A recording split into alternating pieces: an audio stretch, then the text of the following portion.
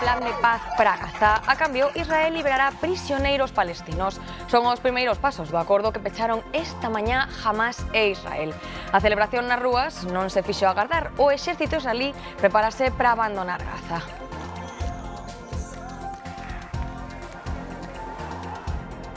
Facerse cunha das viaxes de Imserso non é doado, xa que hai moitos máis interesados en viaxear que prazas. Por iso, esta era a imaxe hoxe ás portas das axencias de viaxe en Galicia. Ringleiras de persoas agardando antes de que abra para poder ser os primeiros en entrar.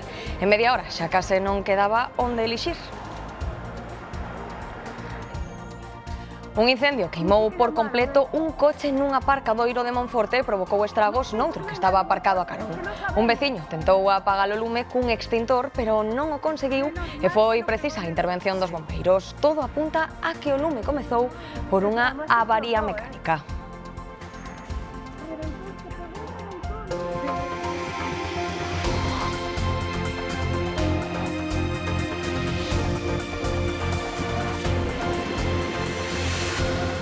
En Gaza e Tel Aviv, israelís e palestinos celebran por igual o alto o fogo. Estes mozos gazatís recuperan a esperanza 2 anos despois. Ao outro lado da franxa, as familias dos reféns israelís bailan e cantan á espera de poder abrazar os seus. Non hai un dato oficial, pero agardan que Hamás os entregue xa esta fin de semana. Saúdos, boas tardes. Estamos diante dun acordo de paz histórico. O pacto pechouse esta mañá e o goberno de Netanyahu daralle o visto e prace esta mesma tarde. Dende ese momento, as tropas israelís cesarán os seus ataques. Marcos. Sí, aquí en Israel está xa todo preparado para recibiren os 48 reféns que ainda están en mans de Hamás. Preto da franxa de Gaza, en Reims, o exército está preparando todo un hospital de campaña para recibilos. Aquí en Tel Aviv, na praza dos reféns, como ven, moitísima alegría, moitísimos medios de comunicación de todo o mundo. Esta é unha das noticias do ano a máis esperada nestes 2 últimos anos. Netanyahu reúne o seu gabinete ás 5 deste serán para darlle o visto e prace a ese acordo. Logo terá que asinarse en Exipto e agárdase que tan pronto como o sábado puideran chegar xa os primeiros reféns sin agardar a esas 72 horas que marca o acordo. Dende o sábado poderían empezar a chegar, como dicimos, aquí a Israel os primeiros reféns liberados por este acordo de paz. A partir de aí, Israel terá que liberar a preto de 2.000 presos e presas palestinas. As familias dos reféns israelís abren botellas de champaña en Tel Aviv. Algunhas agradecíanllo persoalmente ao presidente Trump. Thank you so much. Blessed be the peacemakers. God bless you, Mr. President. God bless America. En Gaza celébrano os mozos en plena rúa. E bailan os nenos das familias desprazadas. 2 anos despois, recuperan a esperanza. Contan os segundos para poder volver a abrazar os seus ou regresar ás súas casas ou o que queda delas. O histórico acordo de paz chegaba a oídos do presidente Trump desta forma, a través dunha nota do seu secretario de Estado. I was just given a note by the Secretary of State saying that we're very close to a deal in the Middle East.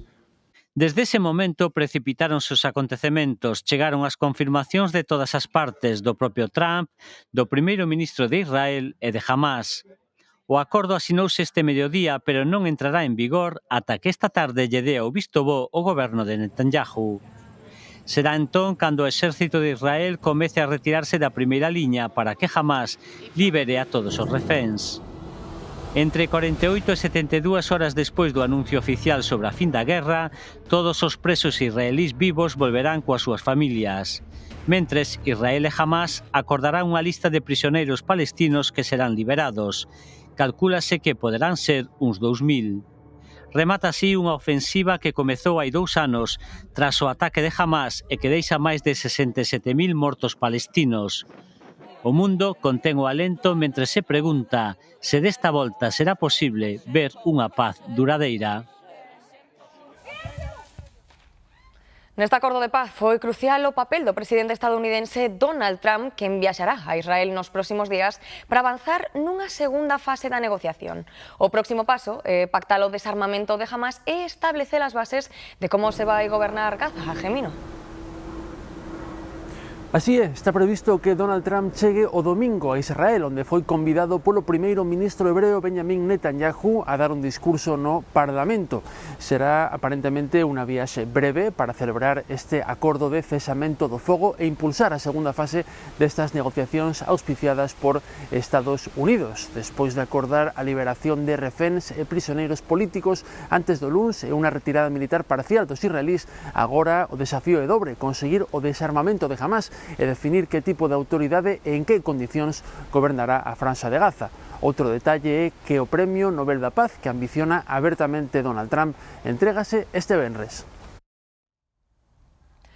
A presidenta da Comisión Europea celebrou o principio de acordo para garantir o alto fogo en Gaza e pide a Israel e Hamas que o respecten. Von der Leyen cree que é unha oportunidade para a paz e un logro diplomático dos Estados Unidos, Qatar, Exipto e Turquía. En España, a noticia foi moi ben recibida polo Goberno e polo principal partido da oposición. O presidente Sánchez agarda que sexa o comezo dunha paz xusta e duradeira. E o presidente do Partido Popular pide que se cumpra o plan na súa totalidade e amósase convencido de que o acordo e a paz son posibles. Unha última reacción a esta primeira fase de paz en Gaza, a do rei Filipe VI. Acaba de referirse en Vitoria ao acordo como un momento de esperanza. Pues sea efectivamente una ventana a la esperanza y que las primeras consecuencias que se anuncian supongan realmente la liberación de los rehenes israelíes, su retorno a casa y la entrada garantizada de ayuda humanitaria en la Franja de Gaza. O optimismo non sobrevoa a reunión dos ministros de Economía e Finanzas da zona euro en Luxemburgo. Analízase se tomar medidas contra a desaceleración económica e a alza da inflación. María. Si, o Eurogrupo revisa a situación económica da eurozona con especial atención á evolución do euro fronte ao dólar nun debate que marcará o futuro da estabilidade monetaria europea na era das finanzas dixitais. De feito, hoxe os ministros en Luxemburgo tamén analizarán o impacto das criptomoedas estables na economía da zona euro. Esas moedas dixitais estabilizadas con activos tradicionais. O seu uso medrou con forza nos últimos meses, especialmente aquelas versións vencelladas ao dólar, algo que preocupa e moito a Bruxelas pola crecente dependencia da moeda estadounidense. Lo verdaderamente bonito con Estrella Galicia es que es una marca que no ha dejado de ser ella desde que estaba en Galicia y no había salido ni siquiera casi de la provincia de La Coruña a hoy que estamos vendiendo en casi 70 países, ¿no?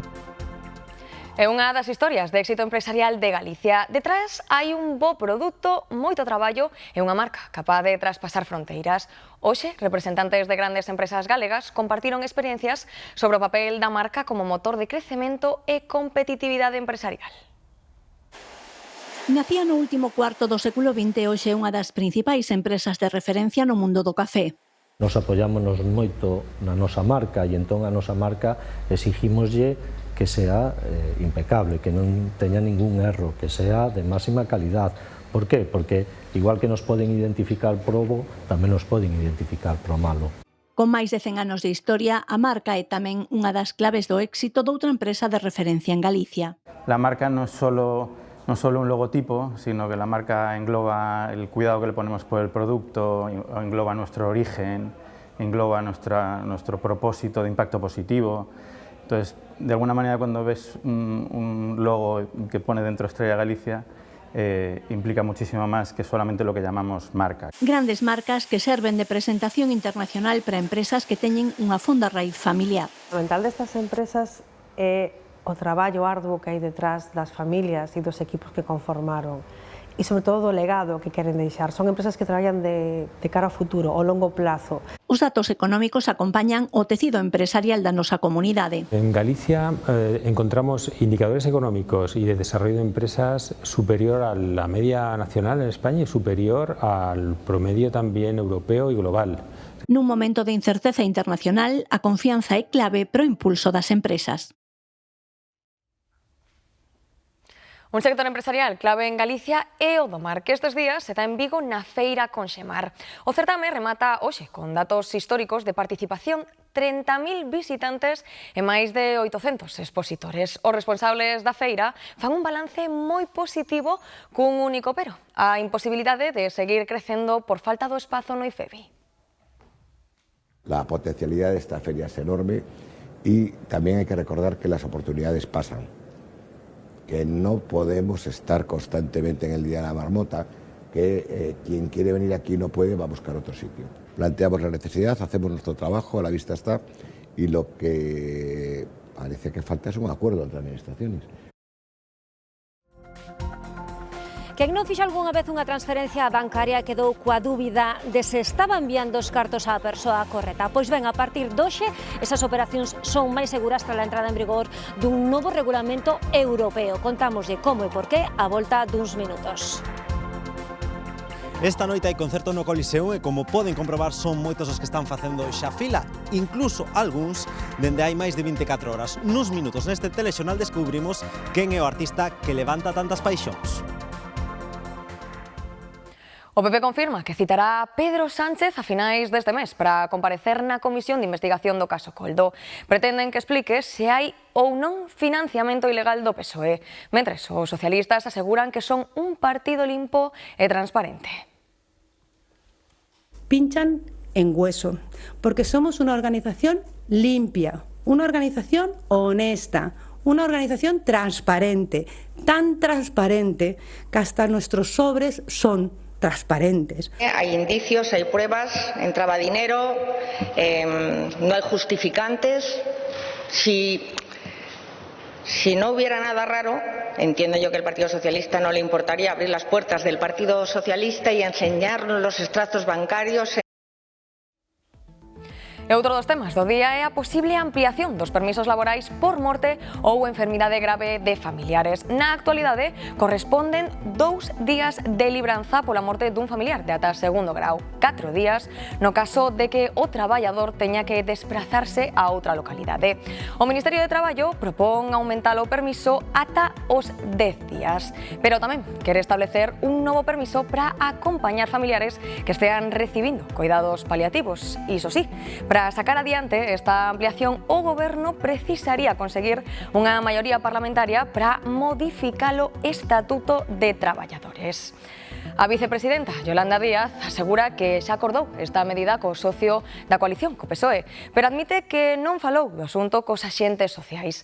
O presidente da COE, Antonio Garamendi, xa reaccionou ante o que cualifica de ocorrencia da Ministeria de Traballo. María Cheda. Si os empresarios non foron informados de como reaccionaron, pois ben, con sorna. Din que Yolanda Díaz goberna a golpe de ordenanza máis propia da época anterior á democracia e engaden á cidadanía o que precisa é un permiso de 10 días para facer fronte ás ocorrencias da vicepresidenta. Ela mesma, Yolanda Díaz, esta mañá, cando presentou esta medida, dixo que os traballadores non están en condicións de ir ao seu emprego sempre que se lles morra un pai, unha nai, un fillo, unha filla ou un amigo. Este último aspecto, a amizade, non está nin recollido no Estatuto dos Traballadores. O anuncio fixo a ministra nun almorzo informativo. Traballo quere crear un novo permiso retribuído para acompañar familiares que estean en cuidados paliativos e ampliar a 10 días a libranza por falecemento. Creo que nadie puede ir bien a trabajar a los 2 días del fallecimiento de un padre, de una madre, de un hijo, de una hija, de un amigo. Nadie puede hacerlo bien. Considera que a medida aumentará a produtividade e os sindicatos danlle a razón. Creen que a reforma é necesaria. Permisos excesivamente cortos, que hacían que muchísimos trabajadores tuvieran que cogerse la baja porque no estaban en condiciones psicológicas de ir a trabajar. Comisións e UGT celebran a ampliación, pero critican a ministra por anuncialas sen negociar antes con eles. E a COE tampouco oculta o seu malestar. Es un menosprecio total al diálogo social, bueno, con anuncios de este este tipo sin consultar, no sabemos si hay una memoria económica o no sabemos nada. Díaz aínda non sentou cos axentes sociais, pero xa fixo un chamamento aos empresarios. Tomen esta medida con cariño. Lonxe de tomalo con cariño, Garamendi ironizou pedindo para el un permiso de 10 días para descansar dos anuncios da ministra. En Andalucía, o conselleiro de Presidencia, Antonio Sanz, asume a Consellería de Saúde tras a dimisión de Rocío Hernández polos erros nos cribados de cancro de mama.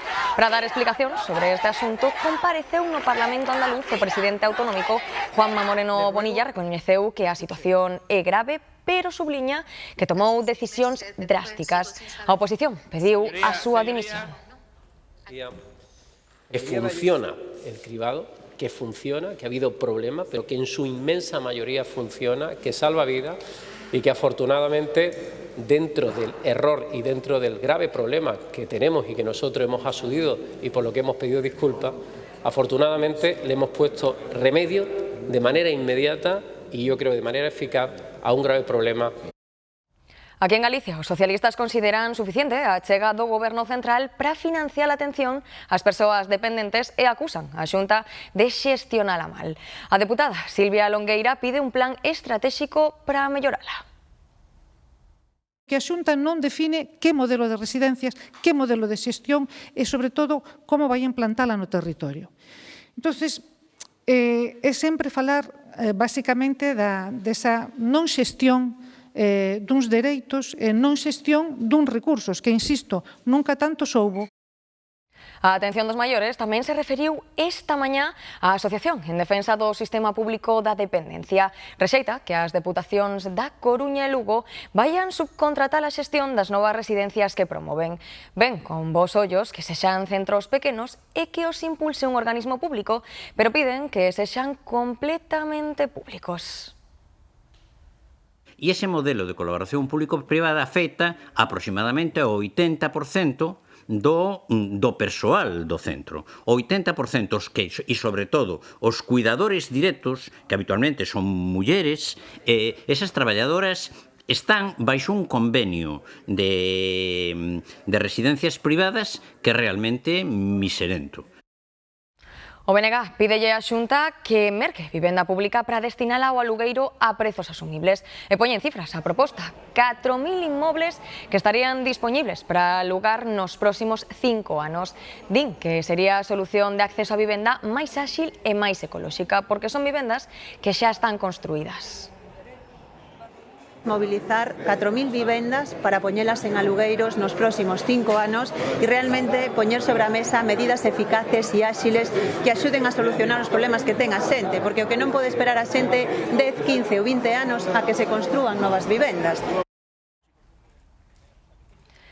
En decembro contan con ter rematadas as reformas nos campos de fútbol do Complexo Deportivo de Elviña na Coruña. Segundo abazou hoxe o conselleiro de Deportes Diego Calvo. A partir do vindeiro luns xa reabrirán de forma parcial e as competicións oficiais retomaránse o sábado 18 de outubro. Na reforma integral do complexo investiron máis de 3 millóns de euros. As colas para reservar viaxes do Imserso foron moito máis longas hoxe no segundo día, porque foi o turno da maioría dos usuarios os que non teñen especial preferencia e as prazas voaron. Boa parte das opcións esgotáronse apenas media hora despois de comezar a venda. No segundo día de reservas do Imserso houbo moitos madrugadores. Por unha banda, os traballadores das axencias afanados en pechar o maior número posible de reservas online antes de abriren as portas ao público. E fora, os aspirantes agardando na rúa. Madrugando e que estamos esperando a ver se conseguimos algo. 2 horas é algo, casi 3 horas, porque toda esta xente está diante miña. E ao mellor para chegar ali a non ter xa nada. A Galicia correspóndenlle 65.000 prazas en total para 250.000 persoas acreditadas, 4 por praza. Os que se aprobaron queren repetir. Chegas a esa comida e vas despois a bailar á noite, bailas ali a conga. Por fin abren as portas. Ahora vai este señor, e por vámonos. É a hora de comprobar se houbo sorte. Non podemos bailar. Hai que ir á chabasqueira. Pero que pasou? Que pasou? Que non hai plazas. Como cada ano, os destinos de costa foron os primeiros en esgotarse. Benidorm ás 9:15 me parece que xa non quedaba unha plaza. Ahora mismo, por exemplo, de turismo cultural ainda quedan plazas, pero vamos, ás 9:30 máis ou menos xa non quedaba casi nada. Os prezos son o principal reclamo, desde 133 euros as escapadas máis económicas a 565 as máis caras. Non será unha das conexións que usen os viaxeiros do Imserso, pero con vistas ao verán, o aeroporto de Santiago contará cun novo destino internacional. Haberá voos directos dende o aeroporto de Lavacolla ou de Newark, en Nova York. A compañía United Airlines, encargada de operar a conexión, aínda non o anunciou de forma oficial, pero na súa páxina web xa podemos buscar billetes dende mediados do mes de maio. Haberá 3 voos a semana e unirán Galicia cos Estados Unidos en algo menos de 8 horas. E sobre o transporte en autobús, o BNG defende a Lei de Mobilidade que aprobou onte o Congreso co voto favorable dos nacionalistas. Néstor Rego di que garante a continuidade das paradas de bus en zonas sen outras alternativas para viaxar. A fórmula é que as que sexan intracomunitarias poderán ser asumidas pola comunidade autónoma, no noso caso da Xunta de Galiza, e nesa hipótese o Estado financiará o custo suplementar que representen e aquelas que non quixese asumir a comunidade autónoma continuarán sendo prestadas dentro das concesións estatais.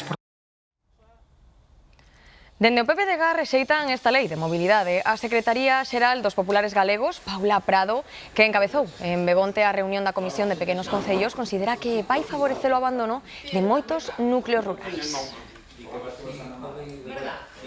E onte mesmo veíamos tamén como no Congreso dos Deputados se aprobaba a lei de mobilidade que suprime 22 paradas de autobús no rural galego, afectando a 130.000 galegos e galegas, e fundamentalmente mulleres e homes do rural. Antes todo era por carta. Ya non se escriben. É moito máis cómodo, en plan, o WhatsApp ou tal. Algúnha carta da escola ou de algún proxecto que teño que facer, pero pouco recibín na miña vida. Os que medraron na era do WhatsApp e das redes sociais ou das cartas manuscritas soalles a chines. Aínda hai nostálxicos que as escriben e as reciben, pero dende logo xa non acaparan o groso do traballo dos carteiros. Neste día do correo comprobaremos como se transformou este servizo e que función cumpre en pleno 2025. As transferencias bancarias son máis seguras a partir de hoxe. A normativa europea establece un sistema de verificación do beneficiario para evitar fraudes ou erros. Nuria. Sí, un novo protocolo que pretende reforzar a seguridade nos pagos electrónicos e reducir o risco, efectivamente, de que se produzan erros ou tamén estafas, tanto nas transferencias ordinarias como inmediatas. Isto que significa? Pois ben, na práctica, os bancos a partir do día de hoxe terán a obriga de ofrecer un servizo de verificación, de concordancia entre o titular da conta e o nome do destinatario. En caso de que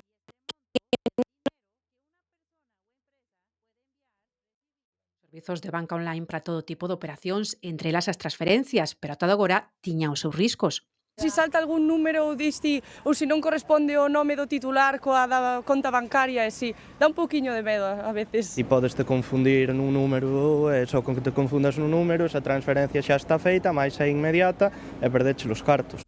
Para evitar isto, un posible erro ou mesmo fraudes cada vez máis habituais, dende hoxe as entidades bancarias deberán verificar o beneficiario desa transferencia. Introduciremos o IBAN da conta e o nome do destinatario como a toda agora, pero antes de autorizar a operación recibiremos unha alerta se os datos non coinciden. Así a todo poderemos realizala igual, pero xa baixo a nosa responsabilidade. La mayoría de fraude y estafa a través de Internet buscan la transferencia como medio de pago. Y es que las transferencias son irrevocables, por tanto, cuando se realiza resulta prácticamente imposible recuperar el dinero. Por el móvil, sobre todo, entonces pues mejor que haya una verificación al instante. Y que manden confirmación de que o pago enviouse a quen tes que enviar, sí. Tardaremos un poquinho máis, pero gañaremos en seguridade. Un servizo que se ofrecerá para as transferencias que se realicen por calquera canle e sen custe para os usuarios. Compensa moito tardar, aínda que sea 2 minutos máis, e polo menos non perder os cartos ou mandalos mal. Creo que chega un pouco tarde, pero bueno. Outras veces non xo permiten. Digo, eu, por exemplo, eu traballo no estranxeiro, o meu salario en divisas. Por agora este cambio só afectará os países con euro. Unha das estafas bancarias máis frecuentes é a coñecida como phishing, o roubo de datos de seguridade dos clientes para valigrarlles as contas. Pois ben, a Garda Civil desartellou unha das organizacións criminais máis activas nese ámbito. Detiveron un brasileiro de 25 anos considerado un dos principais fabricantes de kits de roubo de credenciais. Ofrecíalles aos delincuentes programas capaces de clonar páxinas web de bancos e organismos públicos. Relacionan esta rede con roubos millonarios a centos de vítimas. E falando de estafas, moita atención se os chaman, supostamente, da súa compañía telefónica para anunciar un aumento das tarifas. É parte dunha trama para conseguir os nosos datos. A policía alerta dos riscos deste calote da dobre chamada.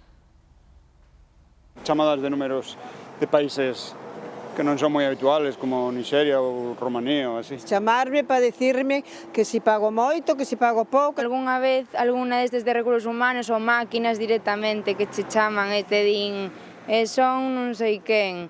As tramas son variadas, pero a policía alerta dunha que rexorde con certa cronicidade, o que bautizaron como o calote da dobre chamada. Te llama tu supuesta operadora de telefonía actual para decirte que te van a incrementar el precio en tu factura de móvil de forma inminente. Además, se dirigen a ti por tu nombre y apellido, asegurando pertenecer a la compañía telefónica en cuestión. Poco después te llama la competencia para prometerte una mejora de las condiciones y hacerte una oferta más suculenta. Se picamos e queremos cambiar a esa nova compañía, temos que dar os nosos datos. O caso é que as dúas son chamadas trampa. Primeira pista, as operadoras teñen normas para comunicar cambios nas tarifas. Deben hacerlo por escrito y como mínimo con un mes de antelación. Sospecha, si te meten prisa, si te hablan de una subida inminente y si no te han avisado con la suficiente antelación. De ser o caso, mellor desconfiar e cortar a chamada sen dar datos. É que se fía hoxe en día. Por sempre letes ou sempre uns datos xa te fillos xa te fastidian. E os maiores máis que os novos son máis espabilados. Algúns tamén ven que pillaron, que ben sei a quen lle colleron cartos do banco tamén. Un tanto fraude que hai. Tens que estar aí, pendiente de que non che metan un pufo, non? Unha muller de 91 anos morreu nun accidente de tráfico en Cabanas. O coche en que viaxaba saiu fora da calzada cando circulaba pola AP9 en sentido Ferrol, Xoel. Sí, pasadas as 8:20 da tarde deste mércores rexistrábase ese sinistro neste punto na saída 21F, o seu paso por este concello coruñés de Cabanas. Foron varios os particulares que alertaban onte a noite do sinistro dun vehículo que se saíra da vía cunha persoa atrapada no seu interior. E foi o 061 que a primeira hora desta mañá confirmaba o falecemento desa muller de 91 anos de idade. Ademais, foi necesario tamén atender outras dúas persoas, un home duns 65 anos que foi trasladado ao hospital arquitecto Marcide e unha muller tamén da mesma idade que recibiu a alta neste mismo lugar do accidente. Ata aquí, de feito, desprazáronse un total de 4 ambulancias do PAC de Ponte de Eume, así como efectivos e bombeiros do GES de Mugardos, de Eume e tamén de Betanzos. Este non foi con todo o único sinistro registrado nas últimas horas neste concello de Cabanas. Tamén esta mañá outro accidente na AP9 no quilómetro 21, saldábase sen feridos logo de que un xabarín invadise a estrada. Se circulan pola Estrada Nacional que une Pontevedra e Ourense, verán 2 novos radares á altura do concello de Cerdedo-Cotobade.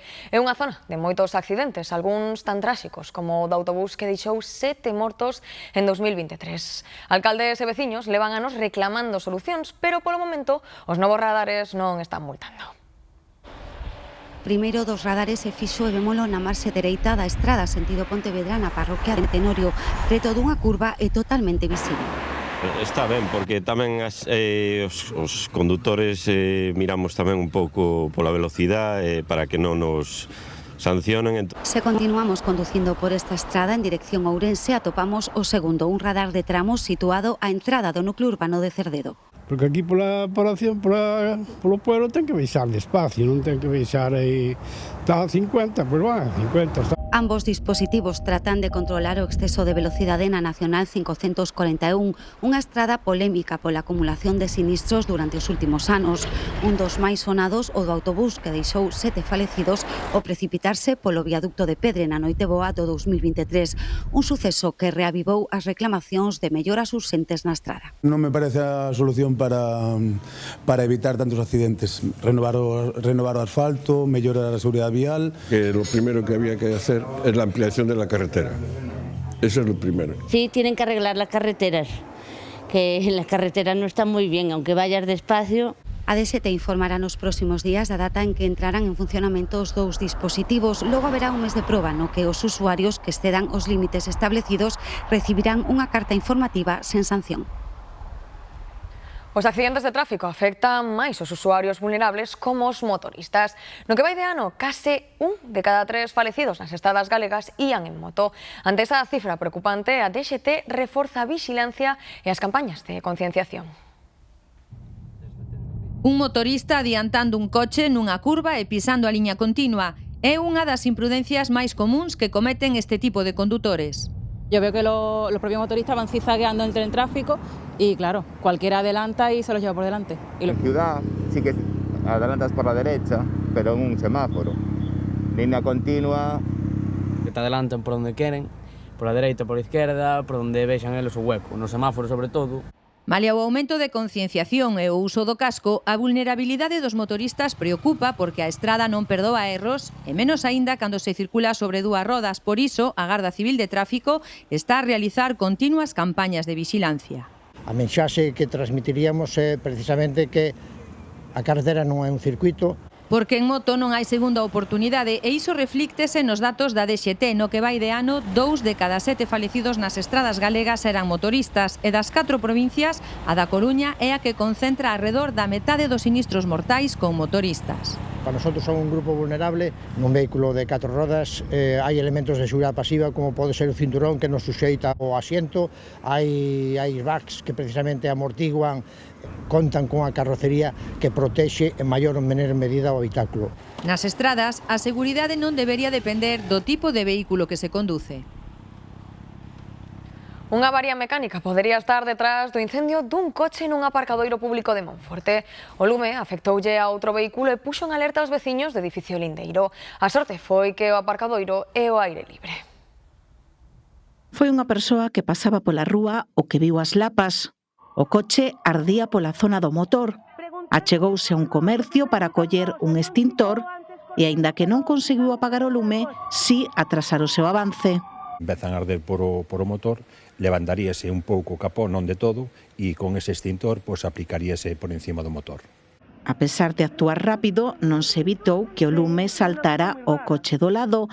A súa dona intentou retiralo do aparcadoiro, pero xa había moitas lapas. Estaba entre vou, non vou, pero chegou un momento en que dixen, bueno, e de repente xa fixo bum.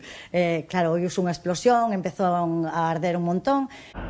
Todo apunta a que un fallo mecánico pode estar detrás do incendio. Cando xa viñeron os bombeiros e xa apagou, baixelle, ten un burato xa grande, o faro, bueno, meteuse dentro o lume. O coche que ardeu era un diésel e isto xoga a favor cando se producen estes incendios. Normalmente se é un coche diésel ou gasolina, sofocámoslo con auga, e se é un coche eléctrico ou híbrido, eso é máis complicado, porque tardan ao mellor un día en extinguirse. O incendio xerou alarma no vecindario. O coche estaba estacionado pegado á parede dun edificio, pero por sorte todo quedou nun susto. Cal é o prezo xusto dese abrigo? Eu creo que vale 200 euros. 250. Tamén quedaches curta. O reto é adiviñar o prezo xusto ou achegarse o máis posible, pero sen pasarse, como dicían naquel mítico concurso de televisión dos anos 90. Nel inspíranse os comerciantes de Marín nesta campaña para animar as vendas que culminará co escaparate final o próximo sábado. Nuns minutos, xogamos. E tal día como a hoxe, un 9 de outubro de 1925, un grupo de veciños de Pontecesures conseguían a independencia para o seu concello, separando do de Valga. Así que 100 anos despois, hoxe, toca celebrar. Vai ser ali un día cheo de actos para lembrar a historia e a identidade dun lugar que é, sobre todo, un cruzamento de camiños. O 9 de outubro de 1925, pois ás 7 da tarde, constituíuse a primeira corporación municipal do recenado Concello de Pontecesures. Este puente sobre el río Ulla divide la provincia de Pontevedra y La Coruña. Pontecesures celebra 100 anos de identidade como municipio, cun pleno extraordinario e un documental sobre as historias dos seus habitantes. Dependencia, supoño, de que se fixo o Concello. O que naquel momento nos levou á independencia foi a presenza do tren dentro da primeira liña Cornes-Carril, que pasaba por Pontecesures, xunto con esa burguesía industrial, cultural e en queda. Unha burguesía que apostou daquela por segregarse de Valga para facer valer a súa idea de progreso, organizando, por exemplo, as súas célebres feiras do automóvil. Esta é a historia dunha vila marcada por un río navegable. O Reino de España montou aquí un almacén de mercadorías dos produtos coloniais que viñan das Américas. A mediados do século pasado, do século XX, o porto de Pontecesures era o segundo porto fluvial de España despois do de Sevilla. Un río de baleiros, de lampreas, hoxe tamén de peregrinacións e de piraguas que viu medrar empresas como Ilepsa, a actual Nestlé, fábricas como Cerámica Celta, personaxes como Maruja, a Cuca ou Mambis, o primeiro dunha gran saga de churreiros, hoxe un día para celebrar o pasado no Telebar. Empezaron a vir as televisións, pois aquí foi un dos primeiros sitios, e viña toda a xente e os rapaces todos a mirar a televisión. Nunha vila que hoxe celebra para mirar o futuro. Xa pouco se escriben cartas, pero o correo postal segue vivo, adaptado aos novos tempos e ás novas tecnoloxías. Comprobámolo hoxe, no Día Mundial do Correo, unha data en que se conmemora a creación da Unión Postal Universal. Sí. Cartero, buenos días. Hola. Hai imaxes e sons que a diario nos lembran a importancia da comunicación por carta. Hoy entrego una postal, sí, y llevo otra también para allí para abajo, y ayer entregué 2, y eran muy curiosas y muy bonitas. Pero as cartas manuscritas están perdendo peso dentro deste mundo interconectado. Agora non tantas, pero moitas. Teño moitas cartas na casa desa correspondencia. Ahora escribes en WhatsApp, escribes por correo electrónico, cartas nada. Notámolo a pé de rúa, cando lles preguntamos aos máis novos, por exemplo, se recibiron algunha carta manuscrita na súa vida. Pois os dos partidos políticos nas últimas eleccións europeas e pouco máis, porque eu recibo correos electrónicos ou whatsapps. Ou se sabemos colocar nun sobre o selo ou o remitente. Na parte frontal da carta, creo. O sei, eu agora non sei, penso que polo anverso. O correo postal segue existindo e segue conectando as persoas co mundo, pero as necesidades e as demandas mudan. O que se sigue mantendo que é a carta comercial, notificacións, certificados, ese tipo de cartas, pois sí que ainda se siguen mantendo. Si que a paquetería aumentou moitísimo a cada vez máis debido ao comercio electrónico, estas plataformas de compras. Nas oficinas de correos o traballo é incesante, agora incorporando tamén novos servizos financeiros, comerciais e incluso sociais. O Día Mundial do Correo celébrase sempre cunha mirada posta no pasado, pero sen esquecer o futuro, que pode chegar en calquera formato a calquera parte do mundo. A Fundación Barrié de la Maza chega ao gran público a obra de Fernando Álvarez de Sotomayor, pintor galego que foi director do Museo do Prado. A mostra aborda toda a súa traxectoria, pero con especial atención aos cadros costumistas de tema galego. Destacan tamén retratos como da duquesa de Santoña, propiedade privada que está no Palacio de Dueñas e que se exhibe por primeira vez na Coruña. E a compañía galega Pista 4 faise co Premio Nacional de Circo. O xurado destaca as súas propostas dunha enorme presenza escénica, rigor e carisma. Se no Levante nas Baleares están moi pendentes da Dina Alís, a EMET mantén un aviso especial, polo menos ata o luns. No leste asiático están atentos á evolución do tifón Jalón. Polo de agora, este mesmo xoves, a Axencia de Meteoroloxía xaponesa xa activou unha alerta especial por emerxencia polas chuvias. Jalón é o 20º tifón da temporada no Pacífico. Botamos agora unha allada ás cámaras web. Vemos primeiro as imaxes en directo de Fisterra, onde teñen algunhas nubes e esperan uns 21 graus de máxima. Ali, na Costa da Morte, activase esta noite un aviso amarelo por mar de vento forte. Arestora, o nordés xa sopra de forma moderada en toda Galicia. É un día máis onde teñen o ceo máis despexado e nas Rías Baixas.